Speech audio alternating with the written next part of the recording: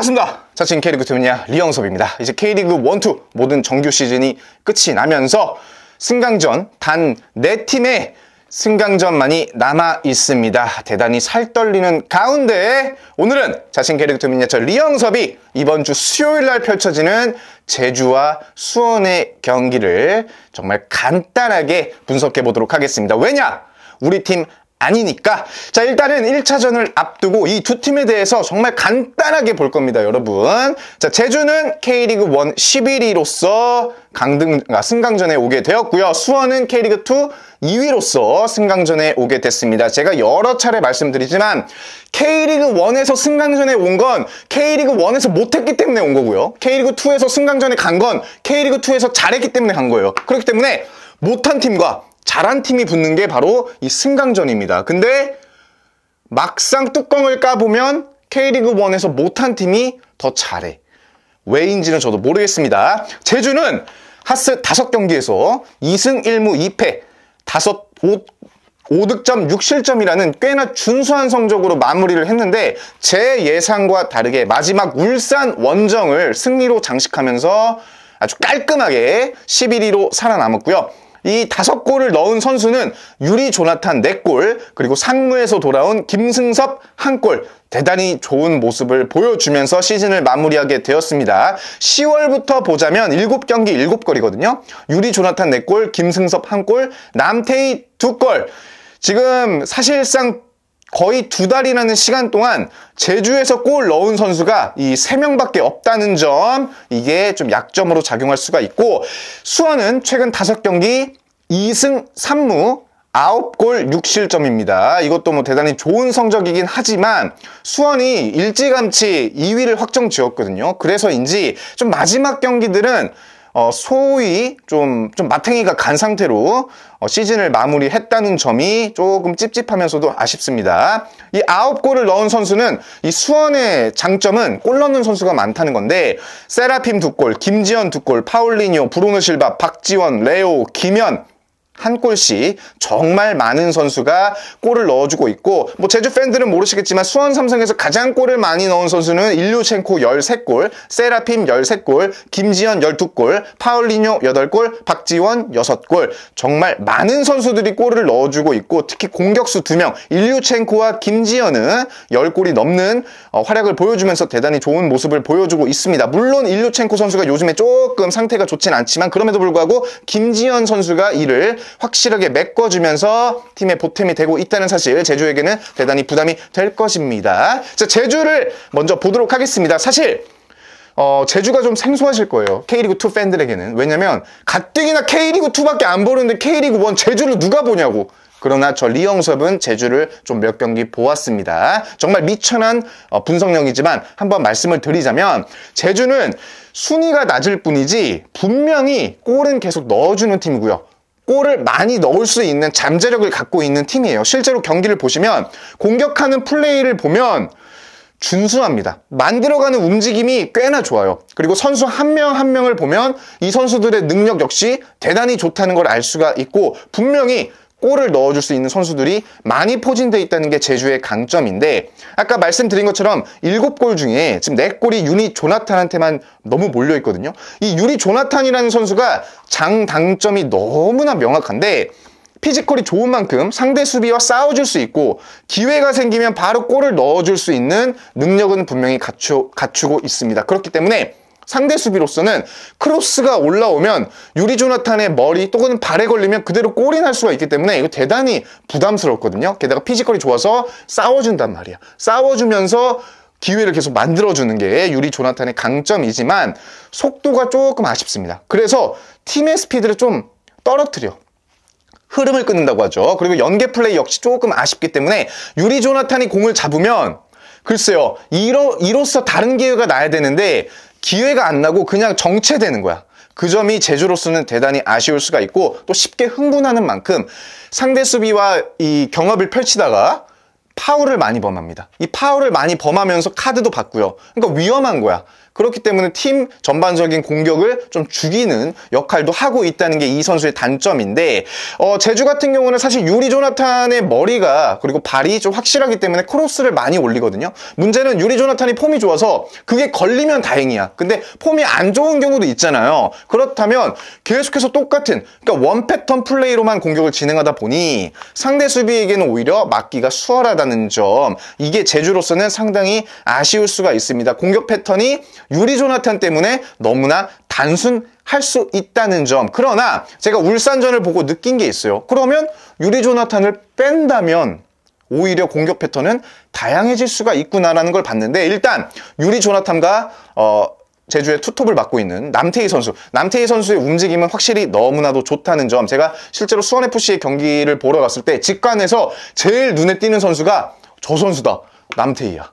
어디서 또 뛰고 있어, 저 선수다, 남태희야. 남태희 선수가 있기 때문에 제주가 공격에서는 그나마 희망이 있다고 보는데, 유리 조나탄과 투톱이지만 유리 조나탄은 완전히 그냥 타겟맨으로서 올라가는 거고, 남태희가 한 발짝 내려와가지고 전반적인 제주의 공격을 이끌어준다고 할 수가 있거든요. 그리고 패스, 이 연계 플레이가 또 되기 때문에 지금 울산전에서 이 장면을 보시면 남태희가 내려와서 그 패스하면서 이 공간을 파고들거든요. 그러면서 공을 잡고 좋은 위치까지 가서 크로스까지 올려주는, 게다가 남태희 선수의 장점은 또 드리블 돌파가 좋습니다. 스피드가 빠릅니다. 그렇기 때문에 상대 수비를 언제든지 뒤흔들어줄 수가 있다. 이는 수원에게는 대단히 위협적일 수가 있고, 그리고 양쪽 윙백도 저는 주목을 했거든요. 김윤성과 안태현, 이 두 선수 역시 오버래핑을 아주 강하게 적극적으로 들어옵니다. 적극적으로 들어오는 만큼 움직임도 좋은데, 이 김윤선 선수는 드리블 돌파도 괜찮더라고요. 드리블 돌파한 이후에 크로스까지 올라가는 움직임이 꽤나 좋았습니다. 역시 수원에게는 부담이 될 수가 있고, 또 후반에 들어온 김승섭 선수, 같은 섭이잖아. 저 리영섭, 김승섭.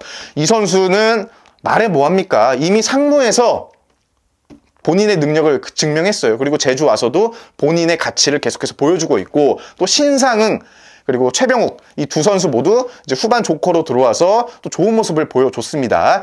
울산이 이 후반에는 꽤나 공격적으로 나왔거든요. 그래서 제주가 오히려 전반전에는 본인들이 좀 밀어붙였다면 후반에는 약간 내려오면서 선수비 후 역습 전술을 꺼내 들었는데, 솔직히 제주의 역습이 그렇게 썩 날카롭다는 인상을 받지 못했습니다. 왜냐면 역습을 들어갈 때 제주의 공격수들이 너무나 부족해요. 하지만 이거를 김승섭의 개인 능력으로 뚫어내서 골을 만들어냈다는 점이 저는 대단히 인상적이었습니다. 이게 진짜 제주가 가진 강점이 그거예요.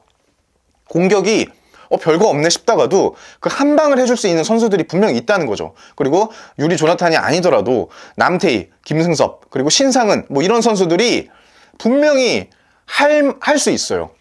수원의 수비를 충분히 뒤흔들 수 있는 능력이 있기 때문에 저는 이거를 쉽게만 봐서는 안 된다라고 보고, 제주가 이 유효 슈팅 숫자를 주목해야 됩니다. 이번에 울산전에서 슈팅 5개 때렸는데 모두 다 유효 슈팅이었고요. 그중 한 골 들어갔고, 대구전에서는 유효 슈팅이 3개 있었어요. 3개 중에 하나 들어갔고, 안양전에서 유효 슈팅 8개 있었는데 하나 들어갔고, 광주전에서도 유효 슈팅이 6개, 그리고 수원FC전에서도 유효 슈팅이 6개, 그 중에 한 골 들어갔습니다. 그러니까 유효 슈팅을 많이 때리는 팀이 제주입니다. 그만큼 만들어가는 공격이 날카롭다고 할 수가 있고요. 아쉬운 거는 만들어가는 공격에 비해서 골이 많이 안 들어간다는 점, 한 골 이상을 넣은 경기가 최근엔 없다는 점이 너무나도 제주 입장에서는 애가 탈 수밖에 없다라는 거고, 제가 또 이따 말씀드리겠지만 수원은 공격에 비해서 수비가 약점으로 꼽히는 팀이거든요. 그렇다면 제주가 지금 K리그1에서 이 정도의 공격을 펼치는 정도라면 충분히 수원의 수비를 뒤흔들 수 있는 가능성은 있다고 봅니다. 제주의 공격은 약간 점점 이제 자리를 잡아가는 느낌이고, 하지만 제주 역시 이제 수비가 대단히 좋지 않은데, 전에도 말씀드렸지만 이 제주의 수비가 사실상 이 공격을 말아먹고 있는 거나 마찬가지예요. 제가 이제 수원 팬들을 위해서 간략하게 제주 수비에 대해서 말씀드리면, 10월부터 지금까지 7경기에서 10골을 실점했습니다. 문제는 이 중에 4경기, 7경기 중에 4경기는 선제골을 내어줬고요. 그리고 이 10골 실점 중에 필드골로 7골, 헤딩으로 2골, PK로 1골을 내어줬는데, PK를 제외한 나머지 9골을 또 살펴보면 크로스로 크로스에 의한 골이 4골이고요. 그리고 수비 미스로 의한 골이 2골입니다. 그래서 대단히 이 수비적인 문제가 두드러지는 게 바로 제주인데 제주 입장에서는 이러한 부분을 정말 잘 기억해야 됩니다. 왜냐면 이번 울산전은 무실점 경기로 정말 잘 끝냈습니다만 사실 조금 아슬아슬한 모습을 많이 보여줬거든요. 지난번에도 제가 지적을 했듯이 수비가 모두 들어와 있고 자리를 잡고 있는 상태에서 상대에게 크로스를 너무 쉽게 내줘요. 크로스도 많이 내주지, 유효 슈팅도 많이 내주지. 그러면서 제주의 수비 틈을 파고드는 공격수를 제대로 잡아내지를 못해요. 그렇기 때문에 오히려 뒷공간을 많이 털리는 게 제주거든요. 게다가 이번엔 제주가 무조건 승리를 해야 된다는 그런 부담감 때문에 라인을 좀 높게 올렸어요. 라인을 높게 올린 만큼 울산에게도 역습을 많이 허용했는데 일단 주요 장면을 좀 보시면 전반 48분에 이거는 이제 오른쪽에 안태현 선수가 공을 잡고 이제 빌드업을 하려고 이제 올라가려고 하는데 울산 그 공격수들이 바로 전방 압박이 들어오거든요. 근데 제주에서 커버 치는 선수들이 없어.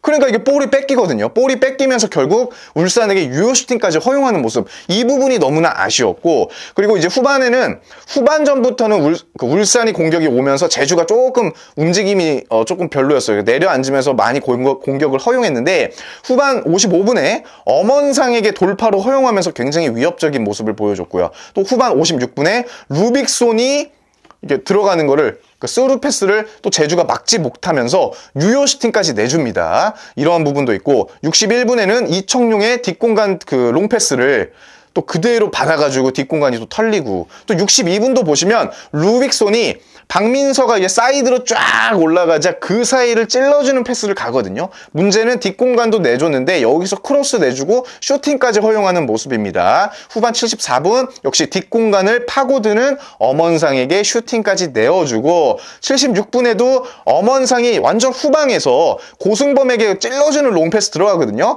그러니까 이 뒷공간이 털리고 또다시 크로스까지 내주는 그런 안타까운 모습을 보여줬고 80분에도 보야니치가 이 사이드를 파고드는 루빅손에게 스루 패스를 찔러줬는데 제주가 여기에 속수무책으로 당했고 83분 역시 박민서가 파고드는 고승범에게 스루 패스를 찔러주면서 제주의 뒷공간을 대단히 많이 노렸습니다. 그러니까 제주가 이번 울산에게 뒷공간을 많이 보여줬다는 거는 수원의 변성환 감독은 이건 웃을 수밖에 없어. 왜냐? 수원이 제일 잘하는 게 바로 그런 플레이거든요. 그리고 제주가 제일 많이 뚫리는 게 바로 그런 플레이라면 수원 입장에서는 본인들이 그냥 원래 하던 거 수원이 제일 잘하는 거 하면 되는 거예요.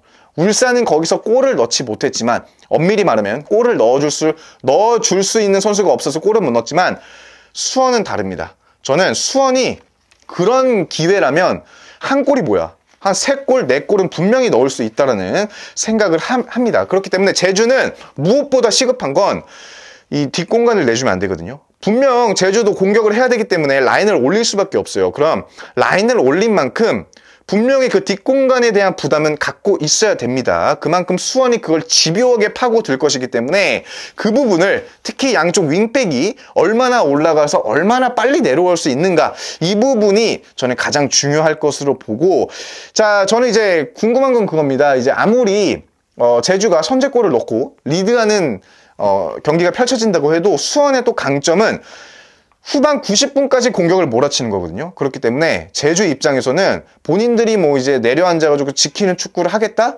그러다가 분명히 수원한테 당할 수가 있습니다. 이번에 K리그2에서도 수원을 상대로 잠그겠다고 시도했다가 털린 팀이 한둘이 아니거든요. 제주는 그걸 꼭 기억하면 좋고, 제주가 그동안에 이제 하스에서 경기를 제가 좀 살펴보니까 광주 안양한테 지고 수원FC 울산 이기고 그리고 대구와는 비겼단 말이에요. 그러니까 꽤나 공격적인 상대로는 제주가 잘 막아내면서 어떻게 승점을 또 땄고요.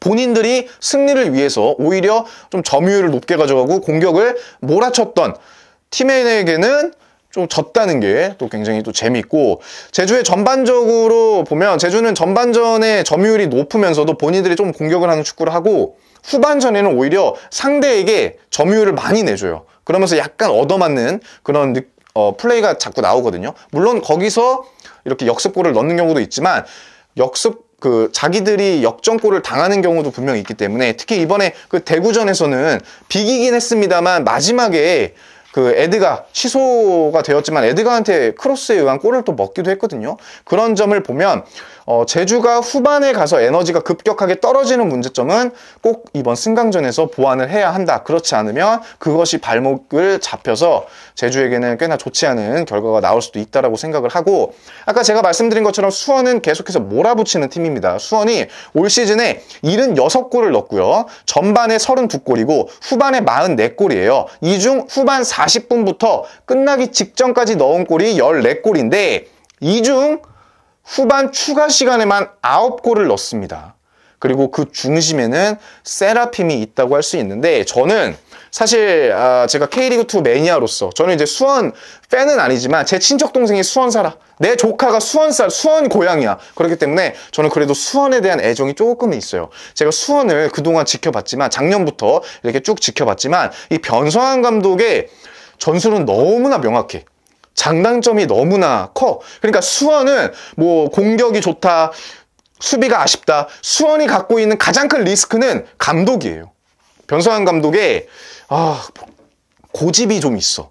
그러니까 그거를 어떻게 잘 상대팀 감독이 이용하느냐에 따라서 경기 결과도 많이 달라졌다고 보거든요. 수원이 어쨌든 좋은 성적으로 2위라는 성적으로 일찌감치 승강전에 확정 지은 거는 대단히 좋지만, 그럼에도 불구하고 수원의 문제점은 계속 보이고 있습니다. 일단 변성환 감독의 공격적인 전술, 올 시즌 공격적인 전술로 정말 많은 76골이라는 폭발적인 공격을 낸 거는 너무나 좋지만, 그거를 계속해서 몰아치고 결국에는 본인들이 무너지는, 그러면서 실점을 허용하는 이런 문제점이 나오거든요. 시즌 초반에는 없었지만 중반 넘어서부터는 언젠가부터 상대팀한테 조금 끌려가는 느낌이 있어요. 상대팀에게 선제골을 내주고 본인들이 막 엄청 힘들게 쫓아가는 그런 경기들이 종종 나왔단 말이에요. 그리고 본의 아니게 다른 팀들에게, 그러니까 약팀들에게 좀 골을 내주면서 무승부, 지는 것까지는 아니더라도 무승부하는 경기도 많이 나왔어요. 그렇기 때문에 막말로 뭐 안산하고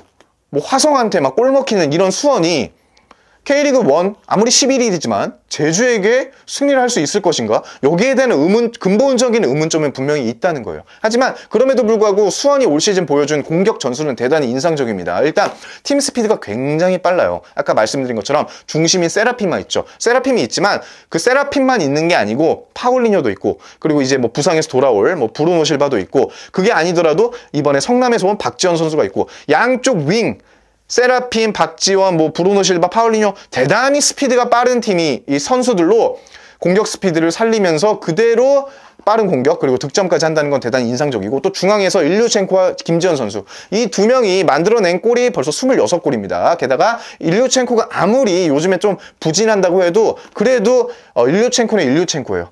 분명히 해줄 수 있는 경험이 있기 때문에 해줄 수 있는 선수가 일류첸코라고 보고, 그리고 김지현 선수 역시 일류첸코 못지않게 골 결정력이 좋기 때문에 세라핌이 치고 올라오고 올린 걸 김지현 또는 일류첸코가 분명히 한 방에 끝낼 수 있다는 거, 이는 제주로서는 아까 말했다시피 뒷공간이 많이 털리는 제주로서는 상당히 부담이 될 수밖에 없고, 그리고 울산전에서는 본의 아니게 역습을 많이 당했지만 아까 제가 말씀드린 것처럼 제주는 수비 라인이 있는데도 골을 먹히는 게 문제거든요. 자, 그렇다면 수원 입장에서는 오히려 편하지. 왜냐면 빠른 역습이 수원의 강점이기도 하지만 본인들이 오히려 공격수들이, 그러니까 제주의 수비가 라인을 잡고 있고 본인들도 스피드 죽여가면서 라인을 끝까지 올린 채로 크로스 올리고 누군가가 공격수가 헤딩을 해주거나 아니면 그 세컨볼 떨어진 거를 받아서 그냥 먹기만 하면 되는 거니까. 그리고 아까 제가 말씀드린 것처럼 수원이 라인을 높게 올려도 제주가 역습할 때 제주의 공격수들이 그렇게 많지 않기 때문에 수원 입장에서는 조금 그저 부담이 덜 할 수가 있다. 그리고 제주가 공격적인 스피드가 그렇게 빠른 팀이 아니기 때문에 수원의 문제는 뭐였냐면 라인을 너무 많이 올리고 공격을 너무 빠르게 하면서 후반 끝까지 그렇게 가다 보니까 결국에 중원의 두 선수, 그러니까 약간 베테랑인 중원의 두 선수, 그리고 스피드가 빠르지 않은 센터백이 나중에는 그 상대팀 역습을 당해내지를 못하는 거예요. 하지만 제주가 팀 스피드가 그렇게 높지가 않고 아무리 뭐 남태희, 김승섭이 빠르다고 해도 다른 선수들이 거기에 맞춰줄 수가 없기 때문에 수원 입장에서는 한결 낫다 라는 점이 제 생각입니다. 그래서 수원의 정말 장단점은 확실한 만큼 본인들이 일찌감치 1차전에서 좀 골을 많이 넣고 좀 마음 편하게 2차전을 끌고 간다면 분명히 승산이 있을 거라 보고, 저는 이제 수원에 대해서 많은 말은 하지 않습니다. 왜냐면 어차피 다들 아시잖아요. 수원 잘하는 거. 전 수원 진짜 잘한다고 보거든요. 그리고 여기서 이제 한 가지 더 기대가 되는 건 이제 정말 총공세로 갈 거 아닙니까? 1차전에. 그러니까 이기재 선수의 왼발도 날카롭거든요. 그리고 이건희 오른쪽 윙백의 이건희 선수 역시 대단히 젊은 나이에 패기로 또 공격적으로 올라가고 크로스도 좋단 말이야. 몇 골이 나올지가 너무 궁금해요. 물론 김포전에서 마지막 홈경기 김포전에서 1대1로 비기긴 했습니다만 승강전은 다르거든. 수원은 제주보다 유리한 게 오래 쉬었어요. 그렇기 때문에 체력적인 부담이 덜하고 지금 주전 선수들이 어느 정도 몸 상태가 다 올라왔기 때문에 몇 골을 넣을까? 이게 대단히 궁금합니다. 제주의 수비가 세라핌을 잘 막아낼 수 있을까?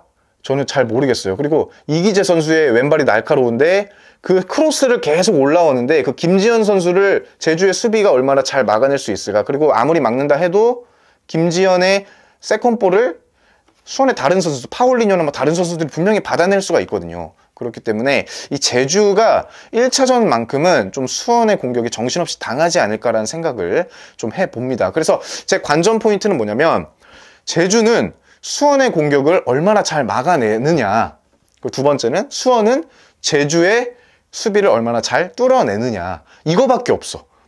공격하는 수원과 막아내는 제주, 딱 이 포인트밖에 없다고 봅니다. 거기서 하나 변수를 놓자면 제주도 엄밀히 말하면 지금 감독 대행이잖아요.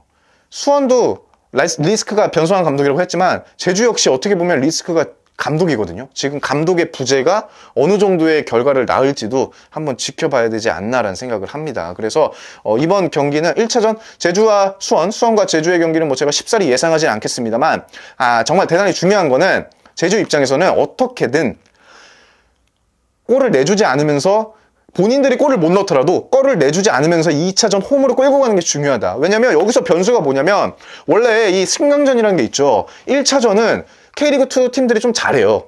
본인들이 홈이기도 하고 좀 많이 이겨요. 아니면 좀 대등하게 가거나. 근데 2차전에서 무너지는 게 뭐냐면 K리그2가 아무래도 좀 경험이 부족한 선수들이 많기 때문에 그 큰 K리그1 막 큰 경기장 가가지고 부담이 되는 거야. 마지막 경기도 하고. 그리고 지난 시즌 승강전을 보면 이제 이랜드는 전북 가고 아산에 대구 갔잖아. 와, 미치는 거지. 막 대팍 가고 그 전주성 가니까 미치는 거야. 분위기에 압도되는 거야. 그러면서 무너졌거든요. 근데 이번엔 달라. 제주와 수원은 달라. 오히려 분위기가 역전됐어. 제주에 지금 원정 수원 팬들이 한 5,000명, 6,000명 간다고 제가 알고 있거든요. 어떻게 할 거야 이거. 그 제주 월드컵 경기장이 빅버드가 되는 거야. 그러니까 수원 입장에서는 부담될 게 하나도 없어. 게다가 수원은 지금 베테랑이 많습니다. 어떻게 보면 이게 큰 그림인데 베테랑이 많다는 건 그만큼 경험 많은 선수들이 이 승강전에서 빛을 발하거든요. 내가 경기에서 뛰지 않더라도 이 정신적으로 지주가 되기 때문에 그 경기장 밖에서 이제 선수들의 멘탈을 잡아줄 수가 있어요. 그렇기 때문에 저는 이거 대단히 중요한 역할을 한다고 봅니다. 그리고 제주는 오히려 부담감을 많이 안고 있죠. 떨어질 수 있다는 부담감을 안고 있기 때문에 수원이 좀 잘할 것 같은데 몰라, 아무나 해, 아무나 이겨. 근데 이번 경기에서는 잘 모르겠습니다. 제주가 근데 분명히 포텐은 있거든요. 근데 그게 좀 터지지 않는 게 문제고, 수원은 안산전 김포전 보니까 잘할까 모르겠는데 잘할까 싶다가도 잘하는 게 수원이야. 변상환 감독 제가 하나 마지막 긍정적인 거 얘기하자면 변상환 감독이 3로빈 들어가지고 징크스를 다 깼어. 뭐냐, 이랜드 이겼잖아. 인천도 비겼지만 잘했어요.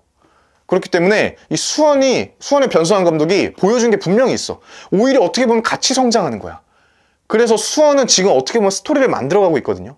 그렇다면 이 기세가 오른 수원과, 물론 울산전의 승리로 기세가 어느 정도 올랐지만 그래도 팀 분위기가 별로 좋지 않은 제주가 만났을 때는 어떤 결과를 낳을지, 이거는 사실상 제가 딱 지은 거는 이제 반도체 더비다.